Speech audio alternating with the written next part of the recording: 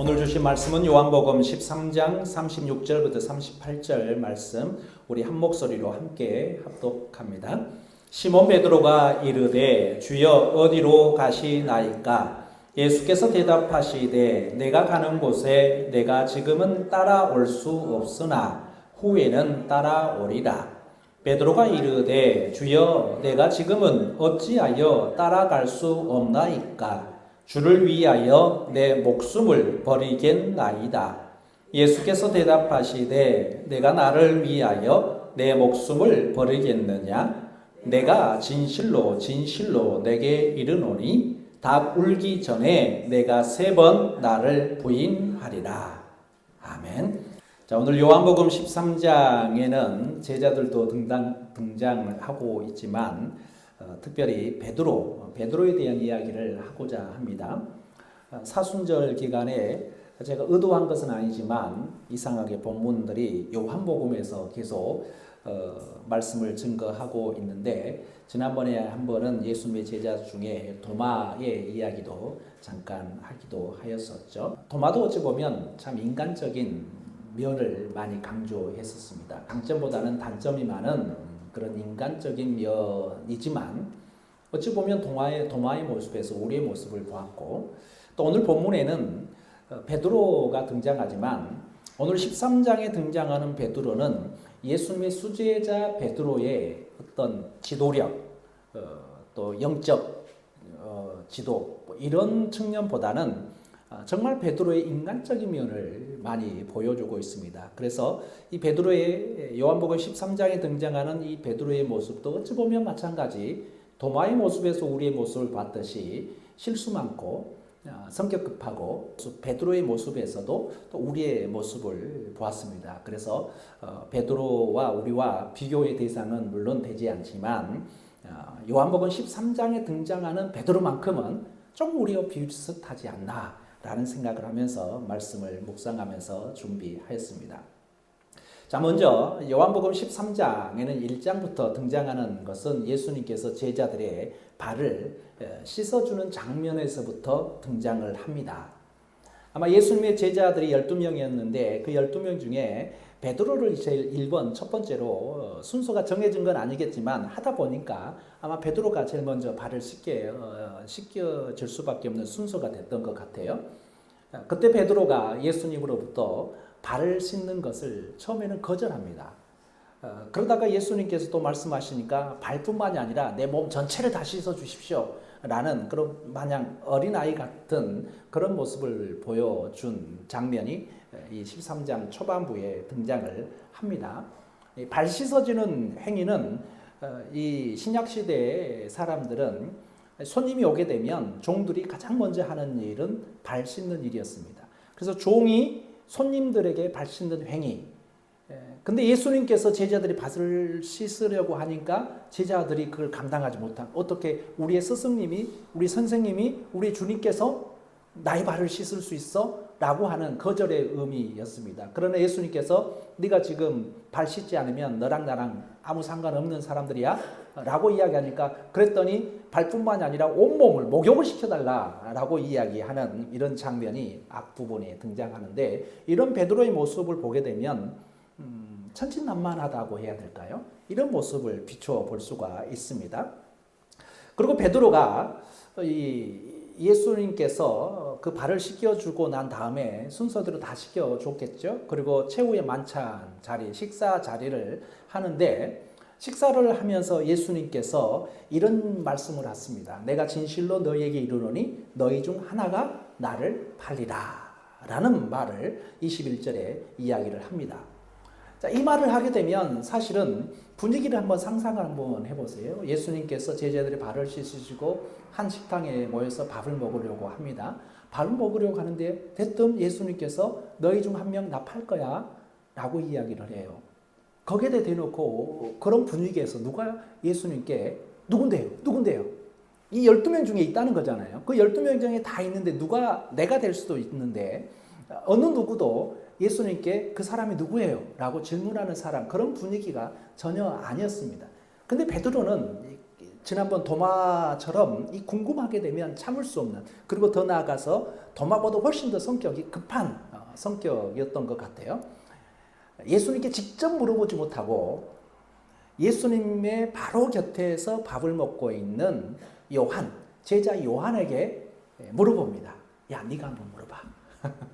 직접 물어보지는 못하고 요한에게 야, 네가 한번 물어봐 라고 하는 장면도 앞부분에 등장을 합니다. 그래서 베드로의 이런 모습을 보게 되면 궁금한 것은 못 참는 성격, 또 자기가 드러나고 싶은 데는 탁 드러나기도 하지만 조금 남을 먼저 뭐래요, 내가 질문하게 되면 야단 맞을 것 같아. 그러니까 네가 한번 해봐. 이런 겁니다. 학교 예전에 어렸을 때 학교를 다니다가 보게 되면 손을 들고 번쩍 손을 들고 선생님 하고 질문하는 아이들 있잖아요. 그런데 나는 질문하지 못해. 근데 꼭 짝꿍을 이게 옆구리를 콕 찔려는 애들이 있어요. 야, 네가 해봐. 야, 네가 해봐. 야, 네가 해봐. 이런 스타일, 이런 모습의 베드로의 모습이 오늘 요한복음 13장에 등장을 합니다. 무슨 일이 생기면 베드로는 즉각 대응을 했습니다. 성격 급하게 바로바로 등장을 합니다. 예를 들어서 겟세마네 동산에 예수님께서 잡히시니까 베드로가 즉시로 칼을 빼들여서 말고의 귀를 잘라버리는 그런 일도 앞뒤 생각하지 않고 그냥 베드로는 내질리는 그런 성격의 소유자였습니다. 그러다 보니까 장점보다는 단점이 많은 그런 성격의 소유자였던 것이죠. 예수님을 배신하려는 마음을 품은 가룟 유다가 최후의 만찬 자리에서 떠납니다. 이제 발을 씻고 식사하고 그 다음에 가룟 유다가 제일 먼저 자리를 떴던 것 같아요. 예수님께서 남은 제자들에게 말씀하십니다. 내가 일찍이 유대인들에게 말했던 것 같이 이제 나는 떠난다. 내가 가는 곳에 너희는 오지 못한다. 그러니 너희들에게 새 계명을 주노니 너희는 서로 사랑해라. 너희가 서로 사랑하는 모습을 보여주어야 내 제자인 줄 알게 될 것이다. 라는 말씀을 하게 됩니다. 자, 그 이후에 이제 본문이 시작합니다. 오늘 36절 말씀에 딱 시작합니다. 그러니까 바로 직전에 예수님께서 뭐라 그러냐면 나는 이제 너희와 함께 있지 못할 것이다. 나는 이제 떠날 것이다. 라는 이야기를 합니다. 그 예수님의 말씀을 한번 찾아보도록 하겠습니다. 33절 보죠. 33절입니다. 33절 같이 읽겠습니다. 시작. 작은 자들아 내가 아직 잠시 너희와 함께 있겠노라. 너희가 나를 찾을 것이나 일찍이 내가 유대인들에게 너희는 내가 가는 곳에 올 수 없다고 말한 것과 같이 지금 너희에게도 이르노라. 내가 이제 떠나게 될 텐데 예전에 내가 이야기한 것처럼 너는 내가 가고자 하는데 너희 제자들은 따라할 수 없다라고 이야기합니다. 그 말에 이 시몬 베드로가 36절에 시몬 베드로가 이르되 주여 어디로 가시나이까 물어봐요. 다른 제자들은 물어볼 엄두를 못 내고 있습니다. 왜냐하면 예수님께서 그동안 나는 죽을 것이다. 자기의 장사를 지난번에 이야기한 것처럼 향유 옥합을 깨뜨린 그 마리아 여인을 칭찬했던 그때도 계속 장사에 대한 죽음에 대한 예고를 했단 말이에요. 그러니까 예수님께서 나는 지금 떠난다라는 말의 의미는 죽으러 간다라는 의미가 분명히 이 앞부분 계속해서 암시가 되고 있는 중이에요. 제자들도 그런 눈치가 다 있다 보니까 선뜻 질문을 할 수가 없는 겁니다. 그런데 베드로는 좀 전에 이야기한 것처럼 성격 급하게 톡 질문합니다. 주여 어디로 가시나이까? 예수님께서 대답합니다. 내가 가는 곳에 내가 지금은 따라올 수 없으나 후에는 따라오리라. 나 지금 죽으러 가는데 너 지금 따라올 수 없어. 그렇지만 나중에 너도 내 길을 갈 거야. 라는 이런 암시를 예고를 해줍니다. 그런데 또 베드로가 거기에 대해서 가만히 잠잠한 것이 아니라 또 37절에 또 이야기합니다. 같이 읽겠습니다. 시작. 베드로가 이르되 주여 내가 지금은 어찌하여 따라갈 수 없나이까? 주를 위하여 내 목숨을 버리겠나이다. 이런 호기를 부려요. 예수님께서는 안 된다고 하는데 지금은 안 되고 나중에 그렇게 될 거야 라고 이야기하는데 베드로는 가만히 있지 못하면 성경이 그렇습니다. 성경이. 베드로의 성경 자체가 그래요. 왜 지금은 못 따라갑니까? 나 따라갈 거예요. 나 죽기까지 따라갑니다. 나 장담합니다. 이런 스타일입니다. 우리 주변에 혹시 이런 스타일의 사람들 많이 있지 않아요? 입만 살아있는 사람들. 이런 경우들이 종종 많이 보게 됩니다. 이 모습이 베드로의 모습이었고 우리의 모습이기도 합니다. 말만 앞선 사람들, 행동으로 옮기지 못하지만 말은 앞선 사람들, 쉽게 볼 수가 있는 것이죠. 시몬 베드로가 이르되, 자, 시몬 베드로, 저는 시몬 베드로에 집중했습니다. 베드로의 이름인데 사실은 이 시몬, 베드로 같은 말이에요. 같은 말은 아니죠. 그러니까 같은 사람의 이름이에요. 우리가 말하는 가요나 시몬아 네가 나를 사랑하느냐 할 때 시몬도 마찬가지 베드로고요. 이 베드로, 주는 그리스도시요 살아가신 하나님의 아들이십니다 라고 고백하잖아요. 그 고백을 예수님께서 마태복음에서 칭찬합니다. 이제 너 이름을 베드로라, 반석이다, 믿음의 반석. 예수님께서 베드로의 이름을 지어줬다는 말이에요. 자, 그런데 시몬이라는 이름의 이 말은 히브리식 본명입니다. 어렸을 때 히브리 사람이잖아요. 베드로가 갈릴리 출신이니까 유대인, 히브리 사람이에요. 그 히브리 사람 어렸을 때 동네 사람들을 불렀던 이름이 시몬. 이 시몬이 이 유대식 히브리어 언어입니다. 베드로, 이 베드로는 헬라어예요.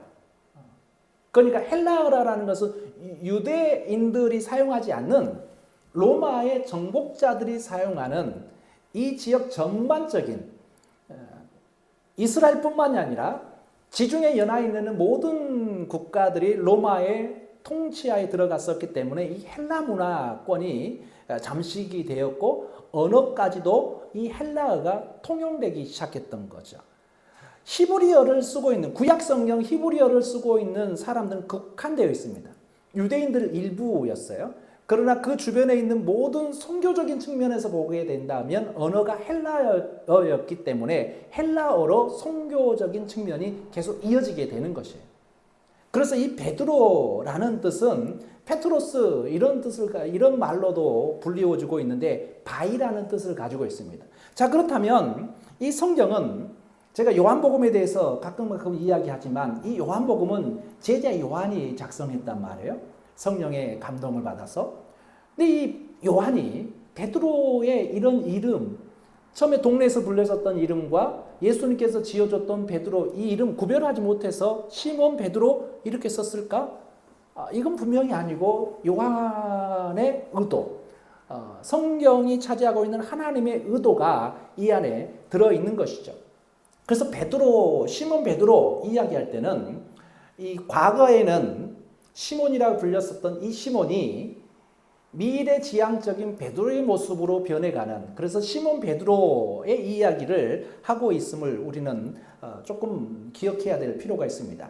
신약 성경에는 베드로라는 이름이 많이 등장합니다. 총 168번이나 기록을 하고 있어요. 그리고 시몬 베드로 이 시몬 베드로 두 가지를 같이 동시에 쓰고 있는 것은 21번 뿐입니다.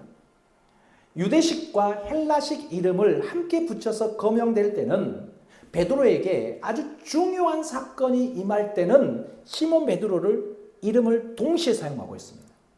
자, 베드로가 예수님의 제자였었기 때문에 베드로는 여러 번 등장, 168번이나 계속해서 등장을 해요. 그러나 오늘 본문처럼 시몬 베드로라고 표현되는 경우는 21번 뿐이었습니다. 근데 그 21번을 살펴봤더니 매우 중요한 사건이 있을 때는 요한은 신기하게도 시몬 베드로 이름을 동시에 사용을 하고 있더라라는 것입니다. 자, 요한복음, 마태, 마가, 누가, 요한 복음 중에서 요한복음이 가장 마지막에 쓰여졌습니다.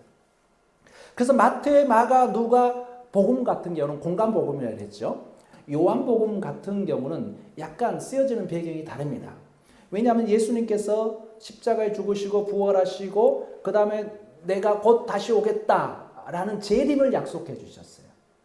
그러다 보니까 초대교회 교인들은, 초대교회 성도들은 재림할 예수님을 기다렸었던 거예요. 기다리는 중에 성령 체험도 받고, 기다리는 중에 선교도 했고, 기다리는 중에 선교하는 과정에 고난에 동참하고, 고난에 충분히 기뻐하면서 그 고난에 동참했었습니다. 그리고 참았습니다. 왜냐하면 예수님께서 재림하시니까. 재림하게 되면 모든 것이 이 천국이 이루어지는 그 꿈을 가지고 있었기 때문에 성도들은, 초대교회 성도들은 다 견뎌낼 수가 있었던 거예요. 견디고. 그런데 이 견디는 과정에서 1년이 갑니다. 5년이 갑니다. 10년이 갑니다. 20년이 갑니다. 예수님께서 승천하시고 죽으시고 예수님께서 부활하신 그 상황에서 시간이 흐를수록 재림에 대한 신앙이 조금씩 약해지기 시작했습니다. 그 약해질 때에 요한복음이 쓰여집니다.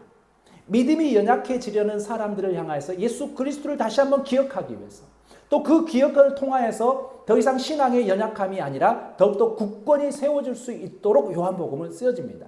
그래서 요한복음에는 계속해서 예수님은 누구신가에 대한 자주 등장을 하게 되고 예수님에 대한 이야기를 합니다.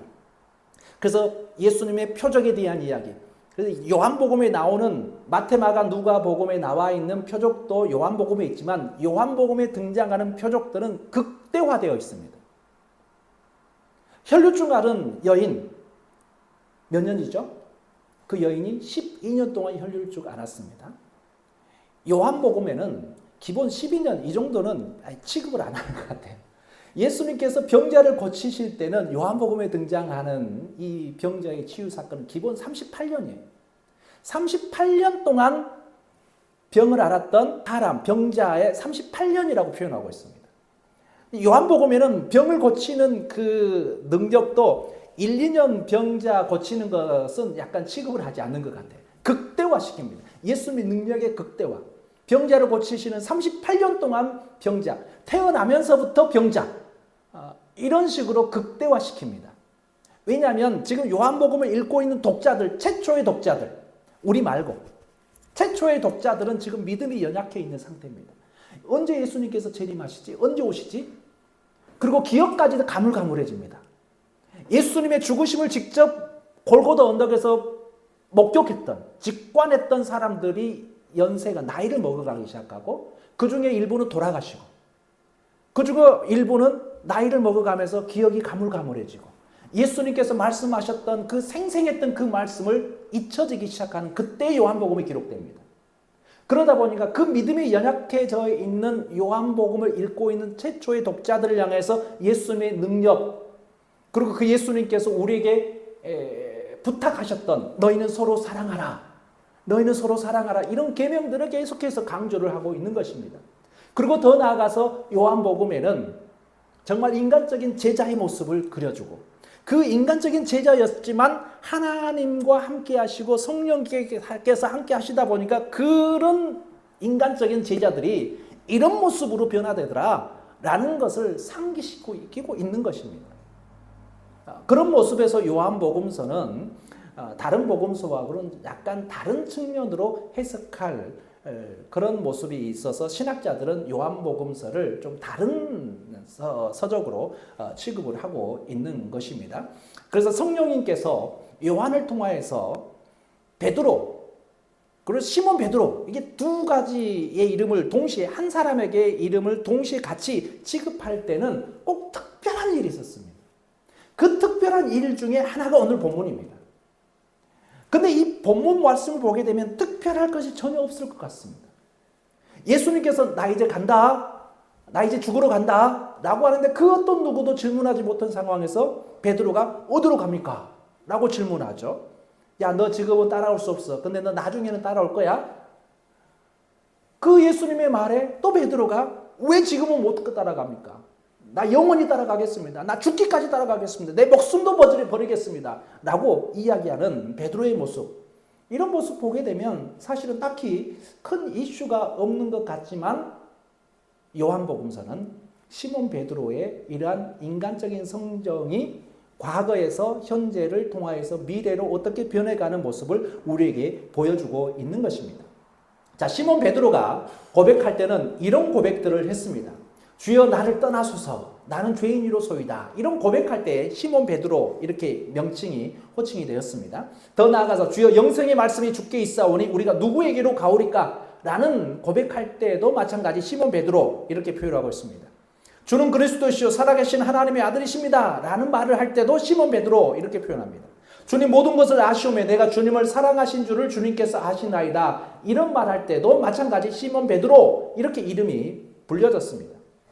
자, 시몬 베드로가 겪은 중요한 사건들 중에 말고 제사장 종의 귀를 베어버릴 때도 시몬 베드로라는 이름이 기록하고 있습니다. 또 대제사장 집들에서 불을 쬐다가 예수님을 부인할 때도 마찬가지 시몬 베드로라는 호칭이 있습니다. 예수님이 부활하시고 무덤에 가서 세마포만 남겨진 것을 목격하였을 때도 시몬 베드로 이렇게 표현을 하고 있습니다. 예수님이 부활하신 후 베드로가 물고기를 잡았던 153마리 물고기 잡았을 때 있잖아요. 그때도 마찬가지 시몬 베드로 이렇게 표현을 하고 있습니다. 이렇게 시몬 베드로라는 이름이 이런 사건들 속에서 불리어졌습니다. 제가 지금까지 시몬 베드로 이름이 나온 대화와 사건 내용 중에서 단 한 번을 제외한 주는 그리스도시요 살아계신 하나님의 아들이십니다라는 그 마태복음의 그 고백을 제외한 나머지 사건들은 거의 대부분 요한복음에 다 기록되어 있습니다.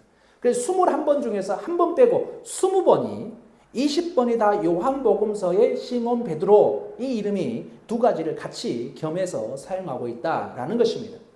요한은 작정한 듯이 마치 작정한 듯이 베드로의 이름을 시몬 베드로라고 이야기하고 있습니다. 가끔 우리는 과거의 나를 숨기고 싶을 때가 있습니다.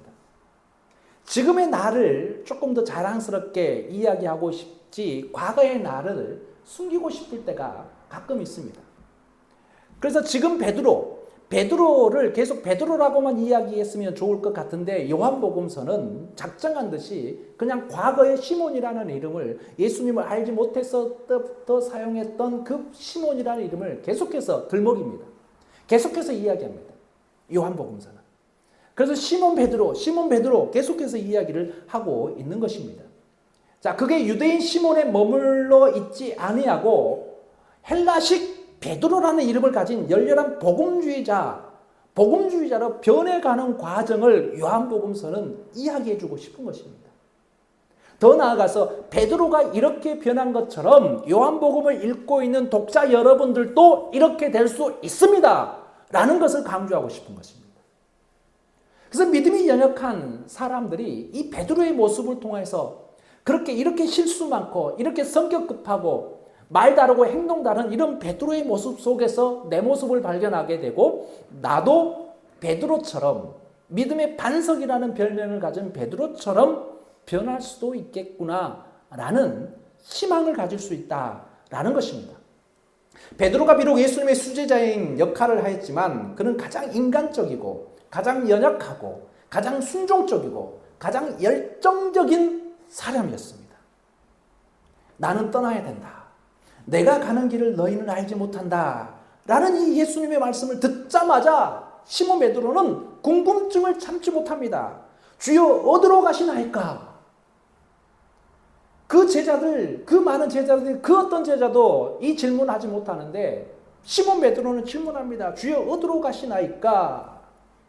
이 말을 라틴어로 코바디스 도미네라는 라틴어로 번역을 합니다. 그러니까 이 성경이 히브리어에서 헬라어에서 그 다음에 라틴어, 지금 라틴어가 사화가 돼서 사용하는 사람들이 없습니다. 그러나 성경을 연구하는 사람들은 라틴어를 공부해야 돼요. 왜냐하면 라틴어로 다 번역을 새로 했었기 때문에 이 라틴어에서 코바디스 도미네라는 주님 어디로 가십니까? 그런데 이 말이 유명하게 된 것은 1951년에 코바디스라는 영화가 개봉이 되었어요. 이 영화 속에서 코바디스, 이 베드로가 했던 말인데 이 영화화 되면서 이 단어가 유명해졌는데 사실은 자, 우리 정경, 신약 성경의 정경, 이걸 정경이라 합니다. 정경 27권, 구약은 39권, 신약 27권, 그래서 성경 66권 이렇게 정경으로 딱 됐습니다. 이게 정경화인데 성경이 이 정경 66권만 존재하지 않고 또 많은 성경이 있습니다. 그 성경들 중에서 요즘에는 이제 천주교에서는 외경도 이제 포함을 시키니 많이 뭐 이런 논란적이 많이 있었지만 지금은 우리 기독교 개신교에서는 이 66권만 정경으로 알고 쓰고 있고 천주교 같은 경우는 이 천주교 성경을 보게 되면 외경이라고 따로 있습니다. 그 외경에 베드로의 행전이 있습니다. 사도행전이 있는 것처럼 베드로가 된 다음에 선교의 열정들, 선교했던 그게 이 베드로 행전에 등장하는데, 코바데스의 영화의 배경은 베드로의 행전 35장입니다. 베드로 행전에 등장하는 내용입니다. 외경이라고 할 수 있는데, 자, 거기에 등장하는 내용은 이렇습니다. 로마가 전 세계를 지중해 연안을 다 지배를 하였습니다. 그래서 집정관이라는 사람들이 로마의 이 국가들마다, 이렇게 나라들마다 한 명씩 로마에 파견을 해서 집정관을 파견을 시켰습니다. 자, 집정관이 아그리빠도 있었고 여러 사람이 있었는데, 이 아그리빠는 첩이 4명이나 있었다고 해요. 자, 그런데 베드로가 선교를 하면서 설교를 많이 하겠죠. 설교를 하는데 이 아그리빠의 첩 4명이 베드로의 설교를 듣게 됩니다. 베드로의 설교를 듣게 되는데, 그날 베드로가 했던 설교의 내용이 뭐냐면 순결이었습니다. 주제가 순결이었어요. 자, 그 설교를 듣고 난 이 첩들이 그날부터 아그리빠와의 잠자리를 거부하기 시작했습니다. 또 다른 집정관 알비누스라는 아내, 이 알비누스의 집정관 아내도 베드로의 이 순결이라는 설교를 아마 그날 같이 들었는지 다른 날 들었는지 모르겠지만 들었던 모양이에요. 마찬가지 알비누스 집정관의 아내도 잠자리를 거부합니다. 그때부터 집정관 2명이 베드로를 증오하기 시작하고 베드로를 죽여버려야 되겠다라는 작전을 펼칩니다. 이 비밀 작전이 아마 첩이라든지 아내의 귀에 들어가고, 그 설교를 듣고 감동을 받았던, 그래서 베드로 선교사를 살려야 되겠다라는 마음으로 믿음의 형제들이 베드로에게 로마를 빨리 떠나라고 종용하기 시작합니다. 베드로는 마침내 위협을 느껴서 변장을 하고 조용히 로마를 떠납니다. 그리고 마침내 베드로가 막 로마 성을 벗어났을 때 예수님께서, 부활하신 예수님께서 로마로 들어오고 있는 거예요. 예전에는 베드로가 예수님을 바로 알아보지 못했지만 이날은 베드로가 부활하신 예수님을 바로 알아봅니다. 그리고 부활하신 예수님을 향하여서 이야기하시는 이 단어가 뭐냐면, 주님 어디로 가십니까? 코바데스 도미네 라는 질문을 라틴어로 표현하고 있습니다. 자, 이 말을 들은 베드로의 이 말을 들은 예수님께서, 네가 핍박과 박해를 피해서 죽음을 피해서 달아나니 내가 십자가를 다시 달리려고 로마로 들어간다 라는 예수님의 말씀을 듣습니다. 그 순간 정신이 번쩍 들은 베드로는 그 길로 다시 로마로 들어가서 끝내 십자가를 거꾸로 지고 순교에 이르게 됩니다. 베드로가 죽기 위해서 십자가 앞에 섰을 때 이렇게 고백하였다고 합니다. 오 십자가의 이름, 숨겨진 신비여, 십자가의 이름으로 표현된 형언할 수 없는 자비여, 지상의 경력을 끝내는 자리에서 나는 당신을 붙잡습니다. 사형 집행자들이여, 나의 머리를 아래로 해서 십자가에 못 박아 주시오 라고 말을 했다는 거죠. 이 내용이 이 외경 베드로 행전 35장에 나오는 이야기들입니다. 이 이야기를 이제 코바데스라는 영화화해서 유명해졌는데, 이런 베드로의 모습이 이렇게 설로 계속해서 이어져 내려오고 있다라는 것입니다. 베드로의 순교 정신에 감동을 받은 후세 사람들은 자녀들의 이름을 베드로, 또 베드로는 사실은 우리가 많이 듣지 못하지만 이 이름은 아마 영화 같은 데서 많이 들어봤을 것입니다. 피터가 베드로입니다. 베드로. 그래서 베드로라는 사람들의, 베드로의 이런 행적에 대한 이야기, 이런 베드로의 이게 순교에 대한 이야기들이 사람들에게 영감을 주고 사람들에게 어떤 영적 힘을 줬던 것 같습니다. 로마 카톨릭 교회도 베드로 대성당 이렇게 우리가 표현하고 있잖아요. 그래서 베드로의 이름을 후세까지 계속해서 이어주고 있는 것이죠. 베드로의 이름이 시몬 베드로에서 베드로라는 이름만 남은 것은 그가 순교를 한 이후 깊게 각인되었다는 사실, 이 모습을 볼 수가 있는 것입니다. 그래서 시몬 베드로는 이름이 단순히 2개의 이름을 붙여서 부른 것에 그치지 않고 옛사람과 새사람, 듣기만 한 자와 보고 듣고 믿음을 증언하는 자, 자기 십자가를 지고 자기를 부인하기를 거부하는 자와 죽기까지 순종하는 순교자, 이런 모습에서 등장했다라는 것입니다. 그래서 모든 것을 버리고 예수님만을 따라가는 제자로 살아가면서 죽도록 충성하고 정녕 죽음과 맞닥칠 때 그 죽음과 맞닥뜨린다 할지라도 죽기까지 순종할 수 있는 그런 믿음의 모습으로 베드로가 변해가고 있다라는 사실입니다. 그래서 예수님께서 조금 전에 베드로의 행전 35장에 등장하는 마지막에 순교하는 장면을 아마 오늘 36절에 내가 지금은 따라올 수 없으나 후에는 따라오리라 라는 이 예수님의 이 말씀이 예언의 말씀으로 아마 들려지지 않았을까라는 것이죠. 자, 저는 베드로의 모습 속에서도 도마의 모습 속에서도 연약한 인간의 모습, 더 나아가서 우리의 모습을 한번 생각해 봅니다. 이런 모습이 사실은 우리도 저희들도 보게 되면 은혜를 받고 막 다짐들을 하고 소원도 하고 뭐 이런 모습들을 합니다. 제가 청년 때 너무 은혜를 받았습니다. 너무 은혜를 받아가지고 주님의 일을 할 수 있는, 그때만 하더라도 뭐 목사가 된다는 생각 자체는 없었고요. 청년 때 이 중고등부 수련회를 도와주는 입장에서 막 가서 그 중고등부 아이들에게 말씀을 증거하는 전도사의 모습을 보고 그 전도사님의 그 역할을 하기 위해서, 그 행사를 진행하기 위해서 보이지 않는 역할을 했던 청년들이 몇 명 있습니다. 저뿐만이 아니라 다른 청년들도 무거운 건 알려주기도 하고 또 세팅을 하기도 하고 또 정리하기를 하고 뭐 행사가 시작하기 전에 세팅, 행사가 끝나고 난 다음에 정리, 이런 것들을 보이지 않는 청년들이 저를 비롯해서 여러 청년들이 있었는데, 저도 마찬가지 말씀을 제대로 듣지 않았음에도 불구하고 그런 모습들이 청소년들에게 영향을 끼치는 그 전도사님의 그런 모습이 좀 멋있어 보였습니다.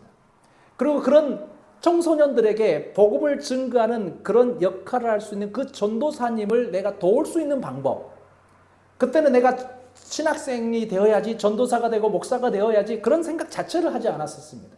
단지 이 사역자들이 청소년들에게 말씀을 가르치고 교육하고, 그리고 그 아이들이 흔들리지 않도록 믿음으로 성장시킬 수 있는 그 역할하는 그 사역자를 돕는 사람, 저는 그 돕는 사람이 되고 싶었어요. 그러면서 그 다음 생각은, 그렇게 내가 돕는 사람이 될 수 있는 방법이 뭘까라고 생각을 했어요. 근데 돕는 방법이 뭘까라고 생각을 했을 때, 내가 나중에 청년이 되고 나이를 먹고 직장 생활을 하게 되면 내가 아무리 돕고 싶어도 직장 생활 돈 벌러 나가야 되잖아요. 직장 생활 해야 될 거 아니에요. 직장 생활을 하게 되면 야, 이거 못 하겠는데? 라는 생각이 들었습니다.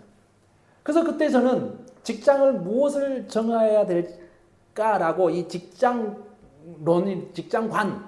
무슨 직업을 가져야 되지? 직업관, 이게 아직 형성되지 않았었던 20살, 21살 그때였어요. 그때 제 짧은 소견으로 수련회를 하게 되면 수련회 3일 동안에 마음껏 찾아가서 봉사하고 일하고 허드렛 일하고 할 수 있는 직업이 뭘까라고 생각했습니다.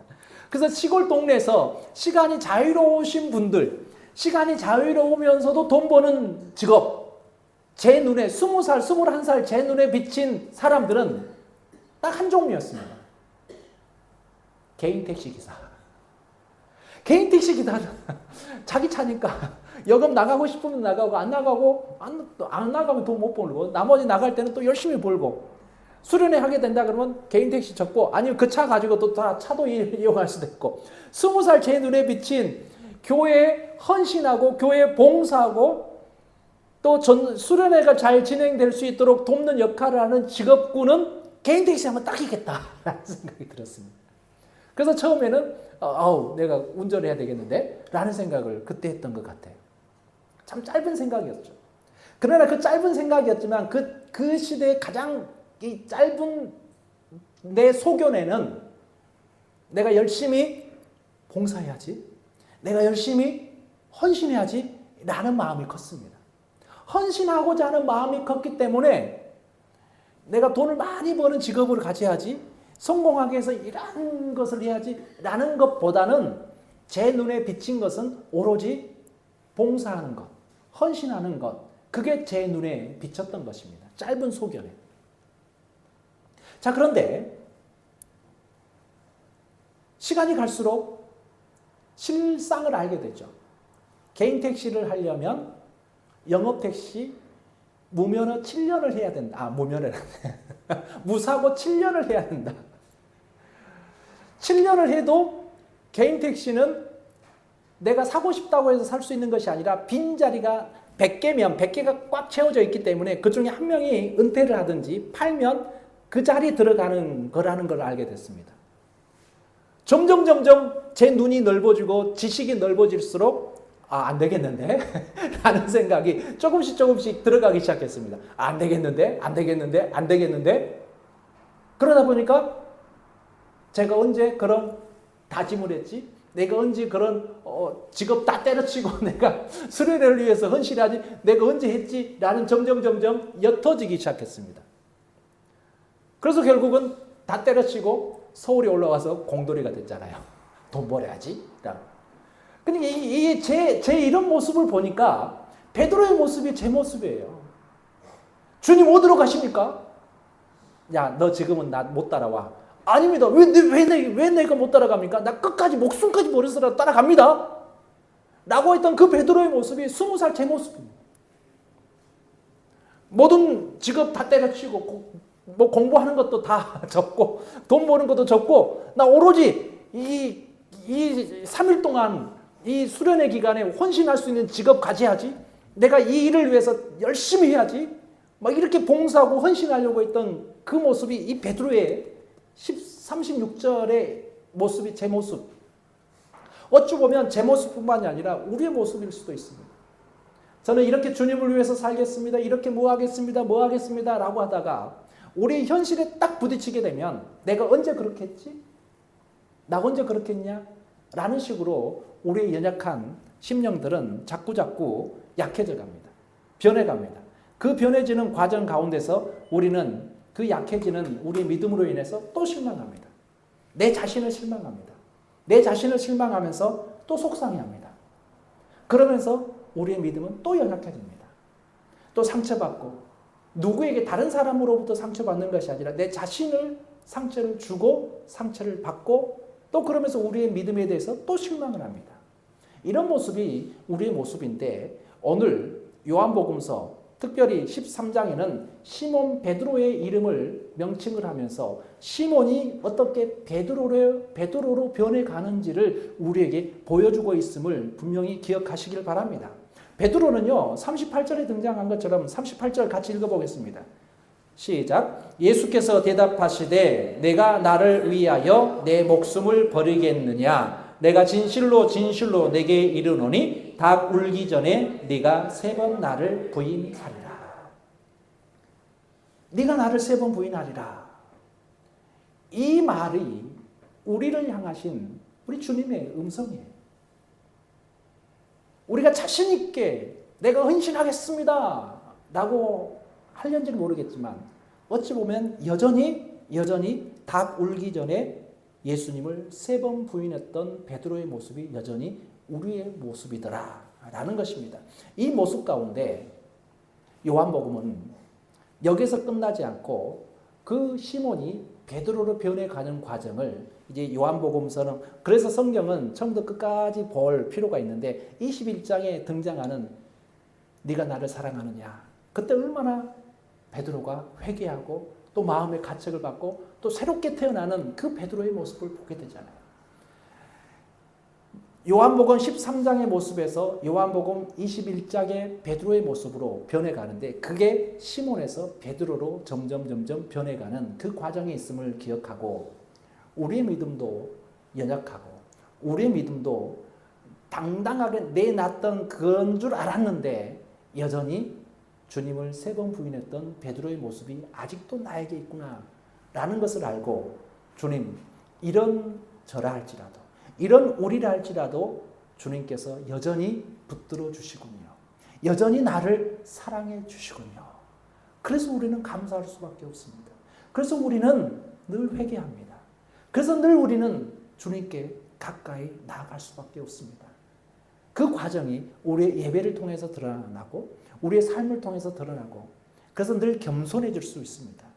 교만하지 않고 특히 헌신하고 봉사하는 사람들은 늘 교만하지 않고 늘 겸손해야 됩니다. 나 같은 게 어떻게? 내 모습이 아직도 여전한데 어떻게 아직도 이런데 주님께서는 이런 나를 아직도 나를 붙들고 계실까에 대한 감사와 감격이 우리 안에 있어야 될 줄로 믿습니다. 여전히 베드로 시몬과 같은 모습이지만 베드로가 되기 위해서 오늘도 꿈틀거리고 오늘도 주님께 경배하고 그래서 경배하는 과정에서 우리의 경외감이 우러나오고 그 경외감이 우러나오면서 온전히 주님을 찬미할 수 있는 저와 여러분이 되시기를 간절히 축원합니다. 기도하겠습니다. 하나님 아버지, 주여 어디로 가시나이까? 베드로의 질문이 우리의 질문이 되었습니다. 주님이 보여주신 순종의 길을 따라가도록 강하고 담대한 믿음으로 하나님께서 우리를 붙들어 주옵소서. 그래서 더 이상 연약한 시몬의 모습만이 아니라 믿음이 당당한, 믿음이 담대한 베드로의 모습이 될 수 있도록 주님께서 우리를 축복하여 주옵소서. 여전히 연약하지만 우리 주님께서는 나를 붙드시고 또 사랑하여 주시고 구속해 주신 은혜를 늘 감사하며 겸손하게 주님께 나아갈 수 있는 저희들 될 수 있도록 주님 축복하여 주옵소서. 예수 그리스도 이름으로 기도드렸사옵나이다. 아멘.